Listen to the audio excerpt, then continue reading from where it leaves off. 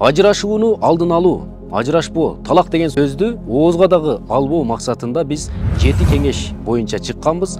Биринчи кеңешин жогорудагы видеодо көрдүңүздөр. Ал эми экинчи кеңеш: эч качан айыпты аялыңыздан же болбосо күйөөңүздөн айыпты коюп алып туруп, ошонун негизинде сиз аны жемелебеңиз. Айыпты өзүңүзгө коюңуз. Анткени Аллах Таала Кур'ан-ы Керимде мына ушундай мааниде аяттарды түшүрөт. Башка бирөөлөрдү жакшылыкка чакырып, жамандыктан кайтарып, аларды туура жолго баштап, бирок өзүн унутуп калабы деп Бакара сүрөсүндө айтат. Эми мындай караңыз. Эгерде инсан баласы башка бирөөдөн кемчиликти издей турган болсо, өзүндөгү кемчиликти көрбөй калат. Эмне себептен?